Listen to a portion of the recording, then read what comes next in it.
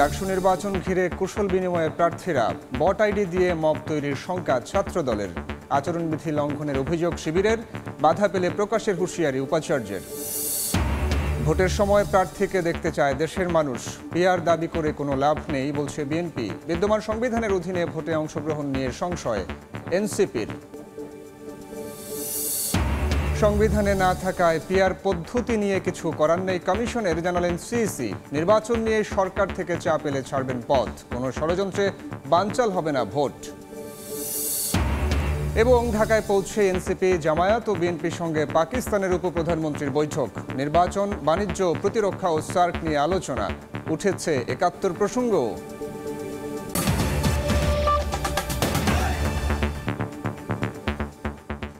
জনপদের সময়ের সঙ্গে আছি আমি সাইফুল রুদ্র।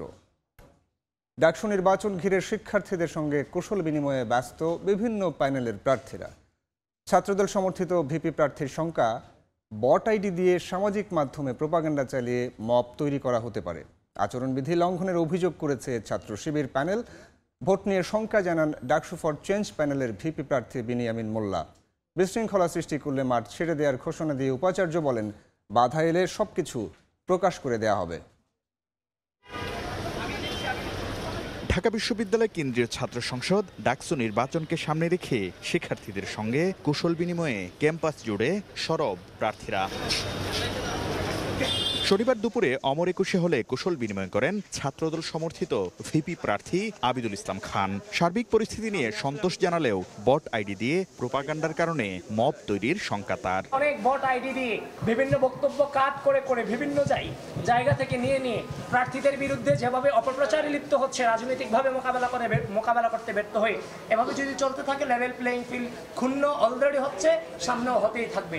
বিকালে কেন্দ্রীয় গ্রন্থাগারের সামনে কুশল বিনিময় করেন ছাত্র শিবির সমর্থিত ঐক্যবদ্ধ শিক্ষার্থী জোটের ভিপি প্রার্থী সাদিক কায়েম ও জিএস পদপ্রার্থী এসএম ফরহাদ সহ প্যানেলের অন্য সদস্যরা। এ সময় আচরণবিধি লঙ্ঘনের অভিযোগ করেন তারা ক্রমাগত আমাদের বিরুদ্ধে প্রপাগান্ডা করছে, আমাদের বোনদের বিরুদ্ধে সাইবার বুলিং করছে। আমরা সবাইকে আহ্বান করছি, আসেন এই ধরনের কাদা ছড়ি আমরা বন্ধ করি।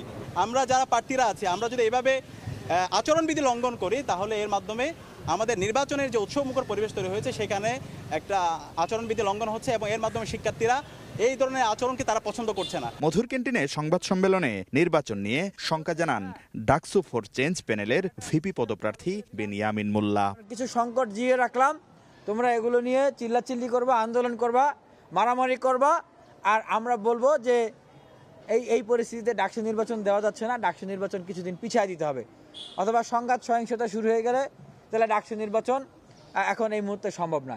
ডাকসু নির্বাচন ঘিরে বিশৃঙ্খলা সৃষ্টি করলে মাঠ ছেড়ে দেওয়ার ঘোষণা দিয়েছেন উপাচার্য। বাধা এলে সবকিছু প্রকাশ করে দেয়া হবে। এই আয়োজনে সবাই যতক্ষণ আমার হাত ধরে থাকবেন ততক্ষণ আমি মাঠে থাকব। যেখানে আমার হাত ছেড়ে দেবেন আমি পরিষ্কার আপনাদেরকে ডেকে বলে দেব যে এই জায়গাতে আমার বাধা হচ্ছে। শনিবার পর্যন্ত ৩৪ জন প্রার্থী তাদের প্রার্থিতা ফিরে পেতে আপিল করেছেন। ডাকসু ও হল সংসদের ভোট হবে আগামী ৯ সেপ্টেম্বর। শাকির আহমেদ, সময় সংবাদ, ঢাকা। ডাকসু নির্বাচন ঘিরে ঢাকা বিশ্ববিদ্যালয় শিক্ষার্থীদের ভাবনা ও প্রত্যাশা নিয়ে আলোচনা করবেন সহকর্মী শাকির আহমেদ। সরাসরি যাচ্ছে সেখানে। শাকির,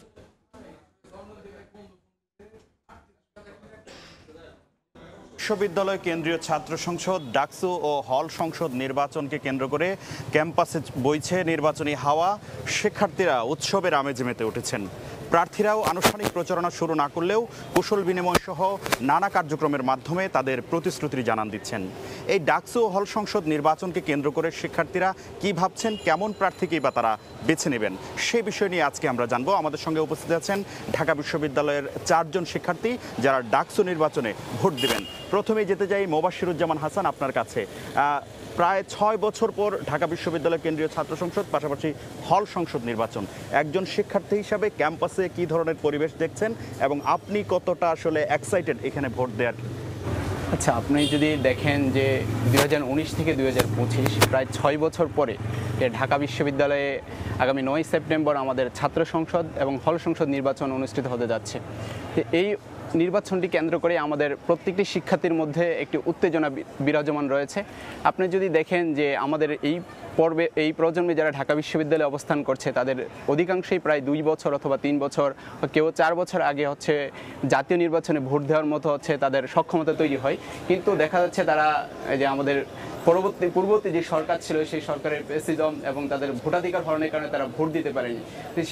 সেইটিকে কেন্দ্র করে তারা এই পর্বে এসে তাদের যে ডাকসু নির্বাচন রয়েছে, ডাকসু নির্বাচনে তারা যে ভোট দিতে পারবে এই ভোটটি নিয়ে তাদের মধ্যে একটি উত্তেজনা বিরাজমান রয়েছে। তবে সাথে সাথে আমাদের যখন তফসিল ঘোষণা হয় তার পরবর্তী সময় থেকে দেখা যাচ্ছে শিক্ষার্থীদের মধ্যে 2 ধরনের একটি দ্বিধাদ্বন্দ্ব তৈরি হয়েছিল। একটি দ্বিধাদ্বন্দ্ব আসলেই কি ডাকসু নির্বাচন অনুষ্ঠিত হবে কিনা, এবং তার পরবর্তীতে যদি ডাকসু নির্বাচন অনুষ্ঠিত হয় তাহলে তার পরবর্তীতে যারা নির্বাচিত হয়ে আসবে তারা শিক্ষার্থীদের জন্য কি করবেন, অথবা তারা কি ধরনের ইশতেহার ঘোষণা দিয়ে আমাদের ভোটগুলো চাইতে আসবেন। এই বিষয়গুলো নিয়ে শিক্ষার্থীদের মধ্যে বিভিন্ন জানাশোনা এবং তাদের মধ্যে বিভিন্ন আলোচনা হয়। আমরা যখন হলে থাকি নামাজের পরে, তারপর আমরা যখন খাওয়া দাওয়া করতে যাই ক্যান্টিনে, আমরা যখন ক্লাস করি, এখন সামনে যে আমাদের ডাকসু নির্বাচন সব এই ডাকসু কেন্দ্রকে আমাদের আলোচনা চলছে। তবে কেন আজকে আমি ঢাকা বিশ্ববিদ্যালয়ের ভিসি স্যারের একটি বক্তব্য দেখেছি যে স্যার বক্তব্য দিয়েছেন যদি কেউ ডাকসু নির্বাচনে বাধা প্রদান করে তাহলে স্যার কারা বাধা প্রদান করছে অথবা কি সেগুলো ঘোষণা দিয়ে তিনি দায়িত্ব ছেড়ে দিবেন। আসলে এই জায়গাটি আমাদের একটা সংকটের জায়গা ছিল যে আসলে ডাকসু নির্বাচন হবে কিনা। তবে ইতিমধ্যে আমরা যতই দিন যাচ্ছে ততই আমরা বুঝতে পারছি যে আসলে সামনে ডাকসু নির্বাচন, আমরা আমাদের যে প্রত্যাশিত ডাকসু নির্বাচন সেটি আমরা পেতে যাচ্ছি। আরেকটা বিষয় কি আমাদের যদি আমাদের এই 5ই আগস্ট না আসতো, আসলে আমরা যে এখন যে ডাকসুর যে আমেজ দেখতে পাচ্ছি সেটি আসলে আসতো না। কারণ আমরা দেখেছি যে প্রায় 28 বছর পরে 2019 সালে আমাদের ডাকসু নির্বাচন হয়েছে। তবে এই 19 সালের পর থেকে 2020 সালে যখন ডাকসুর মেয়াদ শেষ হয়, পরবর্তীতে আমাদের পরবর্তী ডাকসু কখন হতো সেটি আমরা কিন্তু আমরা নির্ধারিত সময় আমরা পাচ্ছিলাম না। তবে এই পর্বে এসে আমরা আমাদের ব্যক্তিগতভাবে আমার থেকে যে চাওয়াটা সেটা যারা ডাকসুতে নির্বাচিত হয়ে আসবেন তাদের কাছে আমার বিশেষ একটা চাওয়া থাকবে যে ডাকসুকে আপনারা একাডেমিক ক্যালেন্ডারে অন্তর্ভুক্ত করেন। একাডেমিক ক্যালেন্ডারে অন্তর্ভুক্ত আপনারা বলতে আমি কি বোঝাতে চাচ্ছি, সেটা আমাদের যেরকম একটি নির্দিষ্ট সময় পর আমাদের সেমিস্টার ফাইনাল অনুষ্ঠিত হয়, ঠিক ওরকমভাবে আমাদের যে ডাকসু নির্বাচনটিকে একটি নির্দিষ্ট সময় অন্তর আপনারা অন্তর্ভুক্ত করেন, তাহলে দেখা যাবে যে আমাদের ঢাকা বিশ্ববিদ্যালয়ে যে 90% অপ্রাসঙ্গিকতা আছে এবং 90% কৃত্রিম সমস্যা আছে সেগুলো অটের সমাধান হয়ে যাবে। ধন্যবাদ মুবাশশিরুজ্জামান হাসান। আমরা আরেকজন শিক্ষার্থী আইভি আক্তার আপনার সঙ্গে কথা বলতে চাই। আমরা জানি যে এবারের ভোটারদের মধ্যে অর্ধেক নারী। আপনারা নারী শিক্ষার্থী হিসেবে ক্যাম্পাসে আসলে কি ধরনের সমস্যাগুলো ফেস করছেন এবং নতুন যারা প্রতিনিধি আসবে তাদের কাছে আপনাদের কি দাবি থাকবে? ডাকসু ইস্যুতে কারো কাছে স্পষ্ট নয় যে ঢাকা বিশ্ববিদ্যালয়ের অর্ধেক অংশ নারী, 47% নারী ভোটার, অর্থাৎ টোটাল শিক্ষার্থীর অর্ধেক অংশ কিন্তু নারী। কিন্তু এই অর্ধেক অংশ নারী যখন বলছি অবশ্যই এটা দিয়ে শুরু করতে হয় যে আমরা জানি যে ছেলেদের জন্য 4টি হল বরাদ্দ রয়েছে, আবাসিক হল। তার বিপরীতে মেয়েরা যে অর্ধেক অংশ তাদের জন্য রয়েছে কেবলমাত্র 5টি হল আবাসিক হল বরাদ্দ রয়েছে। সেই জায়গাতেই বোঝা যাচ্ছে যে কখনো একটা স্পষ্ট বৈষম্য শিক্ষার্থীদের মধ্যে। তো এই ডাকসুকে কেন্দ্র করে একটা নারী শিক্ষার্থীদের বিশেষ করে একটা বড় প্রত্যাশার জায়গা হচ্ছে এই ডাকসুর প্রতিনিধিদের মাধ্যমে তাদের যে একটা আবাসনের একটা চরম সংকট রয়েছে সেটি নিরসনের পথে যাবে। অর্থাৎ তাদের প্রাণের দাবি এখন হচ্ছে যে একটি নতুন আবাসিক হল, ন্যূনতম একটি নতুন আবাসিক হল নির্মাণের পথে প্রশাসন যাবে এবং সেটি ডাকসু সেটিতে হেল্প করবে যাতে প্রশাসনকে চাপ দিয়ে একটি নতুন আবাসিক হল করা যায়। আর এখন তো যদি নতুন কোনো আবাসিক হল নির্মাণ করা সম্ভব না হয় সেক্ষেত্রে শিক্ষার্থীরা চায় যে ন্যূনতম হোস্টেল টাইপের কোনো আবাসনের জন্য যাতে প্রথম বর্ষের কোনো শিক্ষার্থী যখন আসে বিশ্ববিদ্যালয়ে ভর্তি হয় তার কাছে ঢাকার শহর এই বিশ্ববিদ্যালয়ের সমস্ত কিছুই অজানা, একদমই অচেনা একটা জায়গা। সেই জায়গা থেকে তারা যাতে বিশ্ববিদ্যালয়ের আন্ডারে কোনো হোস্টেলের মতো যদি আবাসনের জায়গা হয় যাতে তারা সেখানে নিরাপদে থাকতে পারে। কারণ তারা যখন প্রথমে আসে বিভিন্ন জায়গায় তারা আসলে ওঠে অসহায়ভাবে এবং বিভিন্ন রকমের আসলে হ্যারাসমেন্টের শিকার হয়। সেই জায়গা থেকে আবাসনের বিষয়টা একটা গুরুত্বপূর্ণ ইস্যু যেটা তাদের নারী শিক্ষার্থীদের প্রাণের ত্রাণের দাবি। দ্বিতীয়ত হচ্ছে যে আবাসিক হলগুলো রয়েছে, আপনি জানবেন সেখানের প্রশাসনিক কাঠামোতে যে যারা দায়িত্বরত থাকেন সেখান থেকে প্রশাসনিক কাঠামোর হাউস টিউটর থেকে শুরু করে কর্মকর্তা কর্মচারী নিজেদেরকে অনেক ক্ষেত্রে অনেকেই প্রভুর আসনে বা প্রভুত্ব বিষয়টা তাদের ভিতরে রয়েছে। তারা মনে করেন যে এই হলে যে তারা আসলে কর্মরত রয়েছেন নারী শিক্ষার্থীদের কাছে তারা মনে করেন যে যখন একটা সিটের ব্যবস্থা করে দিচ্ছেন তখন এটা যেন তিনিই করে দিচ্ছেন বা করুণা বা দয়া দাক্ষিণ্যের ভিত্তিতে দিচ্ছেন। সেই জায়গা থেকে নারীদেরকে যখন একটি নারী হলে ওঠে তখনও সে অসহায় কান্না করে কিংবা হচ্ছে 5-6 মাস পরে হলে উঠতে পারেন। আবার ঠিক একইভাবে সেটি যেন সুষ্ঠুভাবে আগামী ডাকসু সমাধান করে। আমরা একটু আরেকজন শিক্ষার্থীর কাছে যাব, মোল্লা তৈমুর রহমান, আপনার কাছে জানতে চাই নারী শিক্ষার্থীদের আবাসন নিয়ে কথা হচ্ছিল, ছেলে শিক্ষার্থীদের আবাসনের বিষয়ে আসলে কি বলবেন? পাশাপাশি গণরুম গেস্টরুম তো এখন নেই, তো আপনারা হলের কোন বিষয়গুলো নিয়ে আসলে এখনো আতঙ্কে বা শঙ্কার মধ্যে আছেন? আসলে কি ছেলেদের যে আমরা বলতে গেলে যে ঢাকা বিশ্ববিদ্যালয়ের রাজনীতি মূলত নিয়ন্ত্রিত হয় হল কেন্দ্রিক, কারণ সাধারণ শিক্ষার্থী যারা আছেন তারা হচ্ছে শুধুমাত্র যারা বাইরে থাকেন তারা সাধারণত ক্লাস করতে আসেন, ক্লাস শেষে অন্যান্য যে বিভিন্ন অ্যাক্টিভিটি থাকে সেগুলো করে সাধারণত বাড়িতে চলে যান। কিন্তু সাধারণত হলে যে শিক্ষার্থীরা থাকেন তারা সবসময় ক্যাম্পাসের ভিতরেই থাকার একটা টেন্ডেন্সি থাকে এবং এখানে ঘোরাফেরা, এখানে চলাফেরা এবং বাংলাদেশের রাজনীতির একটি বড় অংশ আপনারা দেখতে পারবেন যে হল কেন্দ্রিক নিয়ন্ত্রিত হয়। সেক্ষেত্রে ধরেন যে বড় পলিটিক্যাল অর্গানাইজেশন যেগুলো থাকে তাদেরকে প্রোটোকল দেওয়া বা তাদের যে ছাত্র সংগঠনগুলো আছে তার যে নেতৃত্ব স্থানীয় পর্যায়ে যারা থাকে তারা ম্যাক্সিমাম দেখা যায় কি ঢাকা বিশ্ববিদ্যালয় হল কেন্দ্রিক কি এখন তো সেটি নেই, আপনারা কেন আবার সেটি আশঙ্কা করছেন? এখন বিষয় হচ্ছে কি যে এটা হচ্ছে একটা স্লো পয়জনের মতো, এবং ঢাকা বিশ্ববিদ্যালয়ের আগের যে সিচুয়েশন ছিল এবং যে প্রিভিয়াস যত রেজিমগুলোই ছিল কোনো না কোনোভাবে দেখা গেছে যে তারা শিক্ষার্থীদের ব্যবহার করে, শিক্ষার্থীদের দুর্বলতাকে ব্যবহার করে এবং তাদের যে আর্থিক অসচ্ছলতা এই অবস্থাটাকে ব্যবহার করে তারা তাদের রাজনৈতিক স্বার্থ হাসিলের জন্য এই শিক্ষার্থীদের ব্যবহার করেছে এবং তাদের উপরে নির্যাতন চালিয়েছে এবং তাদের মানসিকভাবে এবং শারীরিকভাবে তাদের উপর নির্যাতন চালিয়েছে। এবং এমনও বলা যায় যে এক্ষেত্রে শিক্ষক রাজনীতিও বেশ গুরুত্বপূর্ণভাবে ভূমিকা পালন করেছে। যেমন হল প্রভোস্ট এবং হাউস টিউটর যারা থাকেন তারা সাধারণত দেখা যায় কি যে সরকারের যে দল থাকে সেই দল থেকেই বা তাদের সাপোর্টে যারা থাকবে এরাই সাধারণত হাউস টিউটর এবং প্রভোস্ট হয়ে থাকেন। এরা করে কি যে শিক্ষার্থীরা যদি এমন কোনো দাবি করে বসে বা এমন কোনো কার্যক্রম করে বসে যেটা সরকারের সাথে অ্যালাইন করে না, সেই বিষয়গুলোকে ওই হাউস টিউটর এবং প্রভোস্ট এরা ওই তাদের যে ছাত্র সংগঠন আছে, যেমন আগে ছাত্রলীগ ছিল, তাদেরকে এমনভাবে বলে দেয় যে এই ছেলেটা কিন্তু এই কাজটা করছে, আপনারা ব্যবস্থা নেন। তখন ওই কর্তৃপক্ষ থেকেই তাদেরকে পুলিশে তুলে দেওয়া, তাদেরকে টর্চার করা এবং তাদের একাডেমিক লাইফ নষ্ট করা, তাদেরকে বিশ্ববিদ্যালয় বহিষ্কার করা সহ অনেকগুলো কাজ করে থাকে। এই যে ট্রমা, এবং এটা আলটিমেটলি স্লোলি এবং শিওরলি এই ধরনের হওয়ার যে একটা টেন্ডেন্সি বা শঙ্কা, এ থেকে শিক্ষার্থীরা বের হতে পারে না। কারণ এমনও ইতিহাস, আমি নিজেই এর ভুক্তভোগী ছিলাম। 2022 সালে ছাত্রলীগের গণরুম গেস্টরুমের শিকার হয়েছিলাম। আমাদের শাকির ভাই ছিলেন ওই সময়, তিনি এই জিনিসটাকে এবং সময় টিভির মাধ্যমে জনগণের কাছে তুলে ধরা হয়েছিল এবং তার থেকে আমরা একটা প্রতিকার পেয়েছিলাম। তো আমরা চাই না যে ওই কালচারটা আবার ফেরত আসুক। কারণ আরেকটা জিনিস এখানে তুলে ধরতে চাই যে যখন ডাকসু হয় এবং যখন নির্বাচন হয় এবং নির্বাচন এবং ডাকসুর মধ্যে একটা বিষয়ে কমন থাকে যে সেন্ট্রাল যে পার্টি তারা এই ডাকসুকে বা ঢাকা বিশ্ববিদ্যালয় হল এবং শিক্ষার্থীদেরকে সবসময় একটা নিয়ন্ত্রিত অবস্থায় রাখতে চাই এবং এই নিয়ন্ত্রণ থেকে আমরা বের হতে চাই। শিক্ষার্থীদের অধিকারের প্ল্যাটফর্ম যেটি হোক। আমাদের সঙ্গে আরেকজন আছেন সুমাইয়া আক্তার। আমরা আপনার কাছ থেকে জানতে চাই, অনেক প্রার্থী, এবার আমরা প্রার্থীর ছড়াছড়ি দেখছি, আসলে কি ধরনের প্রার্থীকে বেছে নেবেন? প্রার্থী বেছে নেওয়ার ক্ষেত্রে আপনাদের ক্রাইটেরিয়াটা কি? জি, আপনি জেনে থাকবেন যে যত ডাকসু নির্বাচন হয়েছে, যারা পদপ্রার্থী যারা জয়লাভ করেছে তারা এমপি মন্ত্রী পর্যায় পর্যন্ত জাতীয় নির্বাচনে যায়। কিন্তু ডাকসু যে কারণে হচ্ছে শিক্ষার্থীর যে দাবিগুলা, শিক্ষার্থীর চাওয়াগুলা, এগুলো আসলে অপূর্ণই থেকে যায়। আমরা এখন সাধারণ শিক্ষার্থী হিসেবে যেটা চাচ্ছি যে আমাদের যে দাবিগুলা, এগুলো ডাকসুর যারা পদপ্রার্থী যারা জয়লাভ হবে এবং তারা সেই ভিসি স্যার বা বিশ্ববিদ্যালয় প্রশাসন থেকে এগুলা আমাদের পূর্ণ করে দিয়ে যাবে এই দাবিগুলা, এবং বিচক্ষণতার সহিত এই দাবিগুলো পূর্ণ করবে। এবং হচ্ছে যে এই যে ভাই বলছিল যে ভিপি নির্বাচন বা হচ্ছে ডাকসু নির্বাচন আমাদের যে কারণে হচ্ছে, এটা যেন প্রত্যেক সময় অবধারিত থাকে। এবং আপু যেটা বলছিল ওনার সাথে একটু অ্যাড করতে যাচ্ছি যে শিক্ষার্থীর একটা নিরাপত্তা, নারী শিক্ষার্থীর নিরাপত্তা নিয়েও আমাদের কথা তুলতে হবে। যারা এই জিনিসটা আমাদের পূর্ণ করে দিতে পারবে, এই জিনিসগুলো দেখবে, তাদেরকে আমরা ভোট দিব। এবং ভাইয়ের সাথে আমি আরেকটু অ্যাড করতে যাচ্ছি যে এই যে গেস্টরুম গণরুম কালচার, এই রাজনীতি যেন আরও ফিরে না আসুক, এমন ধরনের প্রার্থী আমরা চাচ্ছি এই ডাকসু নির্বাচনে।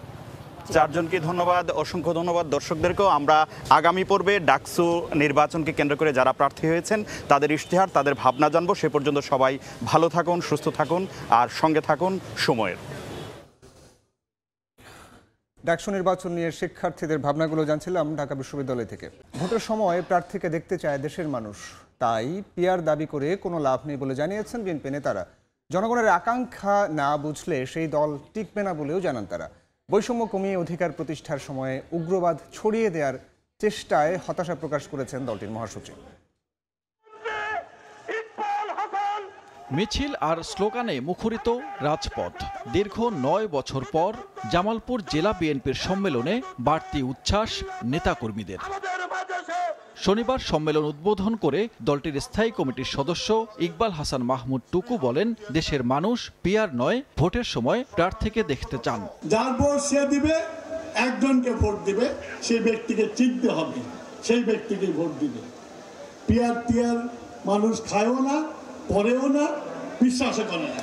এদিকে ৫ বছর পর অনুষ্ঠিত হয় কক্সবাজারের চকরিয়া উপজেলা বিএনপির সম্মেলন। বক্তব্যে দলটির স্থায়ী কমিটির সদস্য সালাহউদ্দিন আহমেদ বলেন, পিআর পদ্ধতির দাবি করে কোনো লাভ নেই। সুষ্ঠু নির্বাচন করতে সব দলকে আলোচনায় বসার আহ্বান জানান তিনি। যে সমস্ত ভাইয়েরা, যে সমস্ত রাজনৈতিক দলেরা পিআর করে আপনারা হয়রান পেরেশান হয়ে যাচ্ছেন, আসুন আলাপ আলোচনা করি।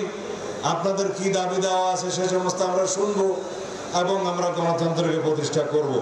ডিআরইউতে এক সেমিনারে বিএনপির স্থায়ী কমিটির সদস্য আমির খসরু মাহমুদ চৌধুরী বলেন, শেখ হাসিনা পালিয়ে যাওয়ার পর যে দল জনগণের আকাঙ্ক্ষা ধারণ করতে পারবে না সে দল টিকবে না। শেখ হাসিনা পালিয়ে যাওয়ার পরে যে প্রত্যাশা জেগেছে, যে আকাঙ্ক্ষা জেগেছে, যে রাজনীতিবিদ এবং যে রাজনৈতিক দল সেটা বুঝতে পারবে না, ধারণ করতে পারবে না, বাংলাদেশের রাজনীতিতে আগামী দিনে তাদের জন্য কোনো জায়গা থাকবে না। জাতীয় প্রেস ক্লাবে এক আলোচনা সভায় বিএনপি মহাসচিব মির্জা ফখরুল ইসলাম আলমগীর বলেন, গত ১৫ বছরে আওয়ামী দুঃশাসনের সমাধান রাতারাতি সম্ভব নয়। বিএনপি যখন মানুষের অধিকার প্রতিষ্ঠা করতে চায় তখন বিষয়গুলো ভিন্ন খাতে নিয়ে দেশে উগ্রবাদ ছড়িয়ে দেওয়ার চেষ্টা হচ্ছে। আমি যখন আপনার জনগণের যে বৈষম্য কমিয়ে আনতে চাই, তার আর্থিক বৈশিষ্ট্য বৈষম্য সবকে কমিয়ে আনতে চাই, তখন যদি আমি দেখি যে সম্পূর্ণ ভিন্নভাবে ভিন্ন চিন্তা করা হচ্ছে এবং সেটাকে ডাইভার্ট করার চিন্তা করছে মানুষের চিন্তা ভাবনাগুলোকে এবং একটা উগ্রবাদ ছড়িয়ে দেওয়ার চেষ্টা করা হচ্ছে, তখন তো হতাশা আসবেই। ব্রাহ্মণবাড়িয়া শহরে বিএনপির জনসভায় সিনিয়র যুগ্ম মহাসচিব রুহুল কবির রিজভী বলেন, কোনো চাঁদাবাজ টেন্ডারবাজ বিএনপির সদস্য হতে পারে না।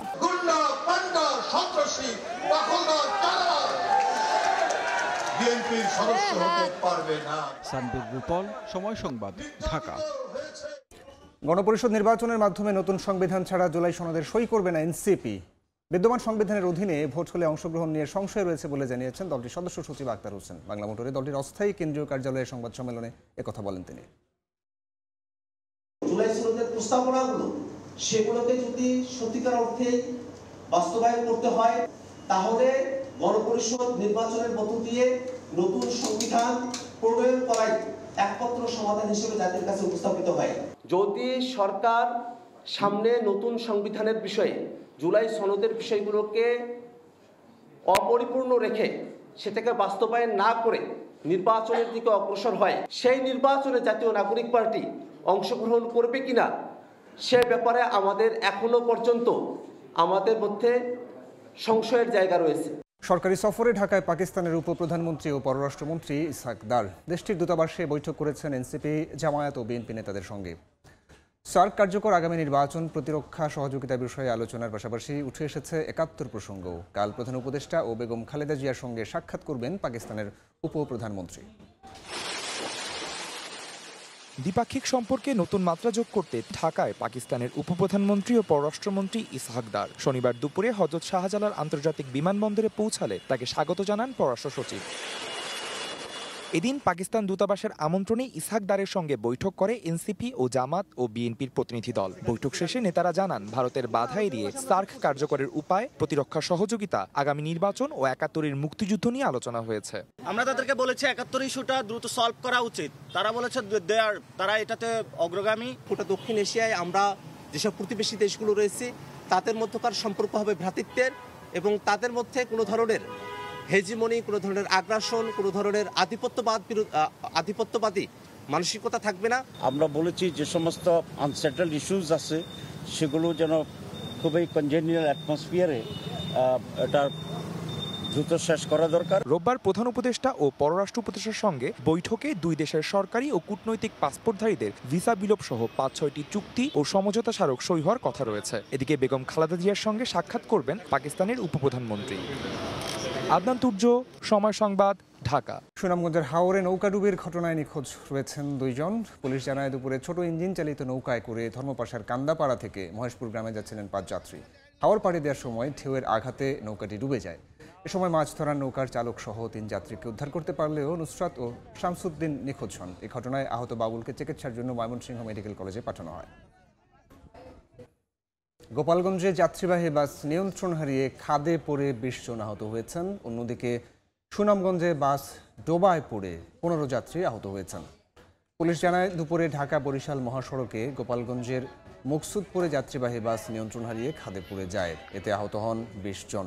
পানিতে ডুবে নিখোঁজ হন আরও 1 যাত্রী। আহতদের উদ্ধার করে ভাঙা উপজেলা স্বাস্থ্য কমপ্লেক্সে ভর্তি করা হয়। অন্যদিকে সুনামগঞ্জের ছাতকে নিয়ন্ত্রণ হারিয়ে বাস ডোবায় পড়ে 15 যাত্রী আহত হন। দেশের একমাত্র প্রাকৃতিক মৎস্য প্রজনন ক্ষেত্র চট্টগ্রামের হালদা নদীতে মা মাছ, জীববৈচিত্র্য ও ডলফিন রক্ষায় অভিযান চালিয়েছে প্রশাসন। সকালে হাটহাজারী উপজেলা নির্বাহী কর্মকর্তা মোহাম্মদ আবদুল্লাহ আল মুমিনের নেতৃত্বে ভ্রাম্যমাণ আদালত এই অভিযান চালান। নদীতে ইঞ্জিন চালিত বোট ও বালুর ডাম্পার চালানোর অভিযোগে একজনকে জরিমানা করা হয়। জীববৈচিত্র্য রক্ষায় এ ধরনের অভিযান অব্যাহত থাকবে বলে জানায় প্রশাসন। এ ছিল জনপদের সময়। সঙ্গে থাকুন সময়ে।